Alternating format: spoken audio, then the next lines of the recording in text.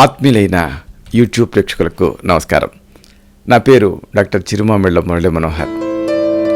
ప్రపంచవ్యాప్తంగా ఉన్న మిమ్మల్ని అందరినీ ఇలాగా ఈ యూట్యూబ్ ద్వారా కలుసుకుంటున్నందుకు ఆనందంగా ఉంది. చక్కగా మీరు స్పందిస్తున్నారు, రెస్పాండ్ అవుతున్నారు, ఎస్ఎంఎస్లు చేస్తున్నారు, ఈమెయిల్స్ చేస్తున్నారు, అలాగే మీ అభిప్రాయాలను పోస్ట్ చేస్తున్నారు. ఇంకా ప్రధానంగా ఈ వీడియోల్ని, ఈ కంటెంట్ని మీ బంధుమిత్రులతో, మీ శ్రేయోభిలాషులతో, మీ స్నేహితులతో షేర్ చేసుకుంటున్నారు. చాలా చాలా సంతోషం. ఇక ఈ కార్యక్రమంలో మనం తెలుసుకోబోతుంది చాలా ముఖ్యమైనది. ఎంతోమందిని ఇబ్బంది పెట్టే సమస్య. ఎంతోమంది ఈ సమస్య గురించి అడుగుతున్నారు. ఇదే కడుపులో మంట.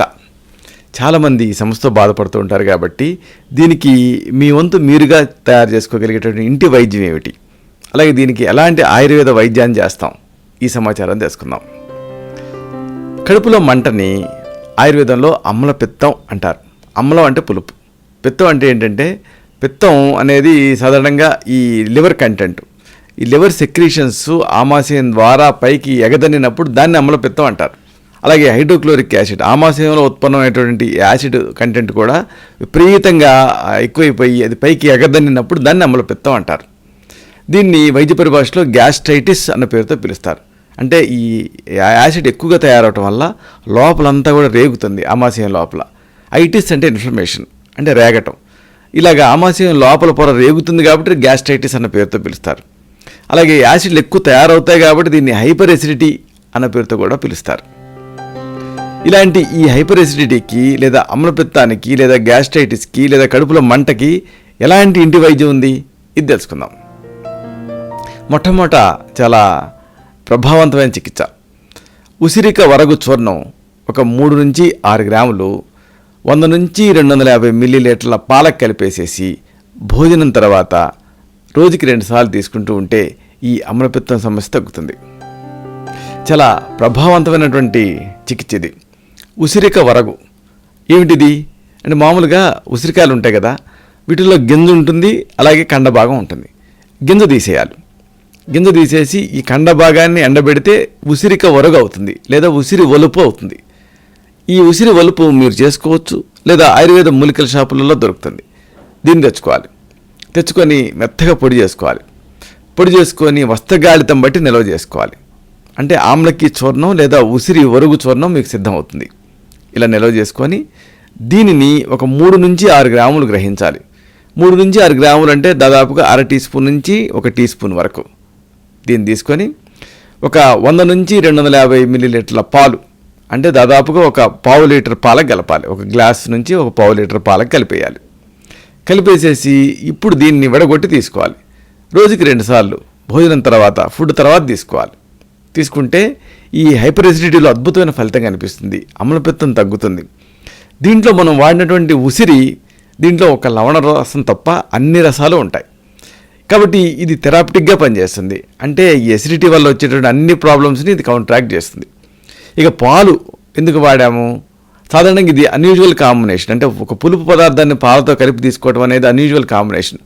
ఇక్కడ ఎందుకు కంబైన్ చేసామంటే, పాలు ఒక యాంటాసిడ్లా పనిచేస్తాయి, ఎందుకంటే దీంట్లో కాల్షియం ఉంటుంది కాబట్టి. ఇక్కడ ఉసిరి పొడిని పాలకి కలిపి భోజనం తర్వాత ఉదయం సాయంత్రం 2 పూట్ల కూడా తీసుకుంటూ ఉంటే కొద్ది రోజుల్లోనే ఈ కడుపులో మంట, హైపర్ ఎసిడిటీ లేదా గ్యాస్ట్రైటిస్ సమస్యలో చాలా చక్కటి ఫలితం కనిపిస్తుంది. ఇక తర్వాత ఒక చక్కటి ఇంటి వైద్యం ఉంది.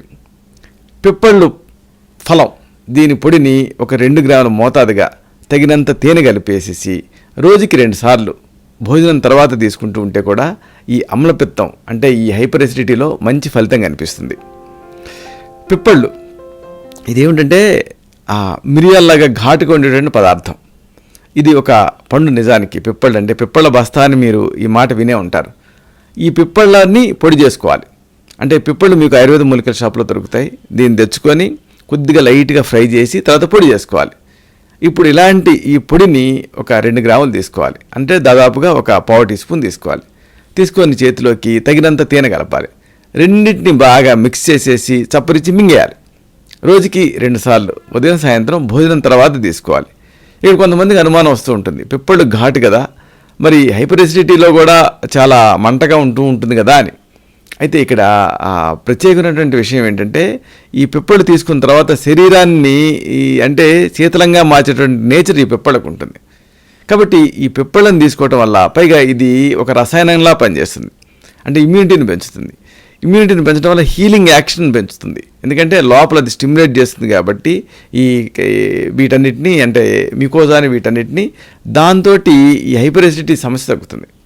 కాబట్టి ఈ కడుపులో మంట ఉన్నప్పుడు పిప్పళ్ళ పొడిని ఒక 2 గ్రాముల మోతాదుగా తగినంత తేనె కలిపి రోజుకి 2 సార్లు భోజనం తర్వాత తీసుకుంటూ ఉండాలి. ఇక ఒకవేళ మీకు మానసిక ఒత్తిడి ఎక్కువ వల్ల ఆ లోపల యాసిడ్లు ఎక్కువ తయారవుతూ ఉంటే అలాంటి గ్యాస్ట్రైటిస్ సమస్యలో వస అనేది చాలా అద్భుతంగా పనిచేస్తుంది. వసబోసిన పెట్లాగా మాట్లాడతాడంటారే వస, దీని పొడి. ఈ వస మీకు ఆయుర్వేద మూలికల షాప్లో దొరుకుతుంది. దీన్ని ఉగ్రగంధ అనే పేరుతో పిలుస్తారు. ఎందుకంటే అంతటి స్వీట్ స్మెల్ ఘాటుగా వస్తూ ఉంటుంది. ఇలాంటి ఈ వస చూర్ణాన్ని 2 గ్రాముల మోతాదుగానే వాడాలి. ఇలాగా 2 గ్రాముల వస చూర్ణాన్ని తీసుకొని ఒక 100 నుంచి 250 మిల్లీలీటర్ల పాలకు కలపాలి. ఇందాకట్లాగే పావు లీటర్ పాలకు కలిపి భోజనం తర్వాత తీసుకుంటూ ఉంటే ఈ హైపర్ ఎసిడిటీ, ఈ కడుపులో మంట, గ్యాస్ట్రైటిస్ సమస్య తగ్గుతుంది. దీంట్లో మనం వాడినటువంటి ఈ వస దీనికి స్టిమ్యులేటింగ్ యాక్షన్ ఉంటుంది. కాబట్టి ఇది ఏం చేస్తుంది అంటే జీర్ణరసాలను ఎక్కువగా విడుదలయ్యేలా చేసి ఆల్రెడీ ఘనీభవించినటువంటి ఆ జీర్ణరసాలని నలిఫై చేస్తుంది. కాబట్టి వస చూర్ణాన్ని ఒక 2 గ్రాముల మోతాదుగా ఒక 100 నుంచి 250 మిల్లీలీటర్ల పాలకు కలిపి భోజనం తర్వాత తీసుకుంటూ ఉంటే ఈ హైపర్ ఎసిడిటీ తగ్గుతుంది. ఇక ఇలాంటిదే మరొక చక్కని ఇంటి వైద్యం పిల్లిపేచర గడ్డలు. దీన్ని శతావరి అంటారు. ఈ పిల్లిపేచర ఒక సూదింగ్ ఏజెంట్లా పనిచేస్తుంది. దీన్ని 3 నుంచి 6 గ్రాముల మోతాదుగా ఇందాకట్లే 100 నుంచి 250 మిల్లీలీటర్ల పాలకు కలిపేసేసి భోజనం తర్వాత రోజుకి 2 సార్లు తీసుకుంటూ ఉంటే కూడా ఈ హైపర్ ఎసిడిటీ లేదా అమ్లపిత్తం లేదా ఈ గ్యాస్ట్రైటిస్ సమస్య తగ్గుతుంది. పిల్లిపేచర్ని శతావరి అంటారు. ఇది మీకు గడ్డల రూపంలో దొరుకుతుంది. దీన్ని తెచ్చుకొని మెత్తగా పొడి చేసుకోవచ్చు. లేదు శతావరి చూర్ణం అన్న పేరుతో కూడా దొరుకుతుంది. దాన్నైనా తెచ్చుకోవచ్చు. దీన్ని ఒక 1/2 టీ స్పూన్ నుంచి 1 టీ స్పూన్ మోతాదుగా పాలకు కలిపాలి. 100 మిల్లీలీటర్ల నుంచి 250 మిల్లీలీటర్ల పాలకి అంటే దాదాపుగా పావు లీటర్ పాలకు కలిపేసేసి ఉదయం సాయంత్రం 2 పూట్ల తీసుకుంటూ ఉండాలి. ఎసిడిటీ లేదా ఈ గ్యాస్ట్రైటిస్ లేదా అమ్లపిత్తం సమస్య తగ్గుతుంది. ఇవన్నీ కూడా ప్రథమ చికిత్సలు, ఇంటి వైద్యం. మరి దీనికి ఆయుర్వేద వైద్యం ఎలాంటివి చేస్తాం ఇది కూడా తెలుసుకుందాం. బాగా కాంప్లికేట్ అయిన సందర్భాలలో మీ నాడిని చూసి మీ తత్వాన్ని పరీక్ష చేసి అవిపత్తికర చూర్ణం అనే దాన్ని ప్రిస్క్రైబ్ చేస్తూ ఉంటాం. సాధారణంగా ఈ అవిపత్తికర చూర్ణం అనేది ఏంటంటే పైత్యాన్ని తగ్గించేటటువంటి ఒక మంచి మందు. అంటే మలబద్ధకం అనుబంధంగా ఉన్న సమస్యలలో దీన్ని ప్రిస్క్రైబ్ చేస్తూ ఉంటాం. సాధారణంగా ఒక 3 నుంచి 6 గ్రాముల ఈ పొడిని 50 మిల్లీలీటర్ల వేడి నీళ్ళకి కలిపేసేసి రోజుకి 2 సార్లు తీసుకోమని చెబుతూ ఉంటాం. ఒకవేళ ఇది ఈ క్రూరకోష్టం ఉండేటటువంటి సందర్భాలలో కానీ లేకపోతే మధ్యమ కోష్టంగా ఉండేటువంటి సందర్భాల్లో కానీ ఇది చాలా బాగా పనిచేస్తుంది ఎసిడిటీలో. ఇక ఇలాంటిదే ఒకవేళ ఎనీమియా ఉండి అంటే హైపర్ ఎసిడిటీ వల్ల మాల్ అబ్జార్ప్షన్ ఉండి సరిగ్గా జీర్ణం చేసుకోలేక రోగి కృషించిపోతూ ఉంటే అలాంటి సందర్భాలలో ధాత్రి లోహం అనే దాన్ని ప్రిస్క్రైబ్ చేస్తాం. ధాత్రి అంటే ఉసిరి.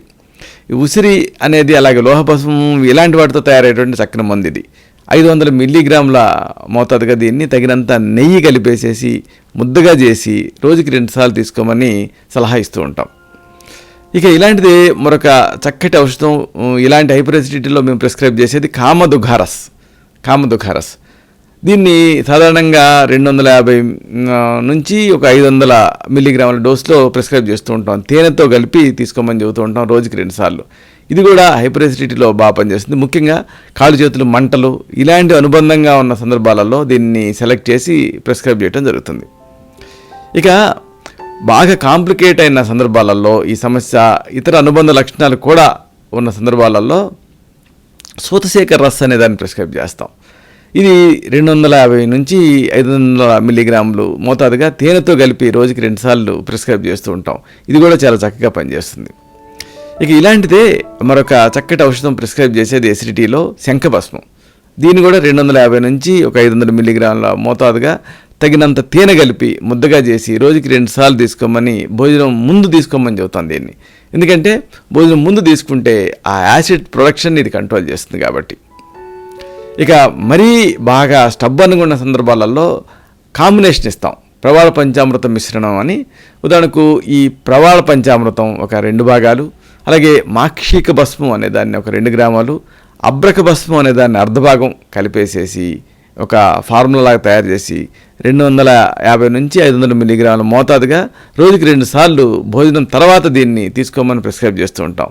ఇది కూడా ఒక చక్కటి, అంటే కాంప్లికేటెడ్ కేసెస్లో, ఇతర అనుబంధ లక్షణాలు ఉన్న సందర్భాలలో చాలా ఎక్సలెంట్గా పనిచేస్తుంది. ఇలాగా ఈ ఇంటి వైద్యాన్ని అలాగే ఆయుర్వేద వైద్యాన్ని ప్రిస్క్రైబ్ చేస్తూ పథ్యాపథ్యాలు కూడా సూచించాల్సి ఉంటుంది. ఉదాహరణకు పాత బియ్యం, అలాగే గోధుమలు, పెసలు, కాచి చల్లార్చిన నీళ్లు, అలాగే పేలాల పిండి, దోసకాయ, కాకరకాయ, అరటి పువ్వు, అలాగే పండిన బూడిద గుమ్మడికాయ, పొట్లకాయ, దానిమ్మ పండు, ఇవన్నీ కూడా ఈ ఎసిడిటీలో చక్కటి హితకరాలుగా ఉంటాయి, అంటే మంచి చేసేవిగా ఉంటాయి. ఇక చెడు చేసేవి ఏమిటి అంటే అపత్యాలు ఏమిటి ఎసిడిటీ ఉన్నప్పుడు, అమ్లపిత్తం ఉన్నప్పుడు అంటే నువ్వులు, మినుములు, ఉలవలు, అలాగే పుల్లటి పెరుగు, ఇంకా మద్యం, అలాగే ఉప్పు, కారం, పులుపులు ఇలాంటివి హాని చేస్తాయి. కాబట్టి ఇవి అపథ్యాలు. అలాగే భోజనం చేసిన తర్వాత పగటి నిద్రను కూడా అవాయిడ్ చేయమని చెబుతాం. అయితే పగలు నిద్రపోయిన తర్వాత కావాలనుకుంటే భోజనం చేయొచ్చు. ఇక మానసిక ఒత్తిడి కూడా ఈ హైపర్ ఎసిడిటీని ఎక్కువ చేస్తుంది కాబట్టి ఒత్తిడి నుంచి దూరంగా ఉండమని చెప్పడం జరుగుతుంది. అలాగే ఆలస్యంగా జీర్ణమయ్యేటటువంటి ఆహార పదార్థాలు కూడా నిషిద్ధాలు, కాబట్టి తేలిగ్గా జీర్ణమయ్యేటటువంటి ఆహార పదార్థాలు తీసుకోమని చెబుతూ ఉంటాం. ఇది హైపర్ ఎసిడిటీ, గ్యాస్ట్రైటిస్, అమలపిత్తం, కడుపులో మంట, దీనికి సంబంధించినటువంటి ఇంటి వైద్యం, అలాగే ఆయుర్వేద చికిత్సా విధానాలు. ఇలాంటి మరొక ఆసక్తికరమైన విషయాన్ని తిరిగి ఇదే కార్యక్రమాల పరంపరలో మనం కలుసుకున్నప్పుడు సవివరంగా, సహేతుకంగా, సమగ్రంగా తెలుసుకుందాం. శతం జీవ శరదో వర్ధమానః, శతం హేమంతాన్ శతం వసంతాన్. 100 శరత్తులు, 100 హేమంతాలు, 100 వసంతాలు వర్ధిల్లుతూ జీవించండి. శుభం.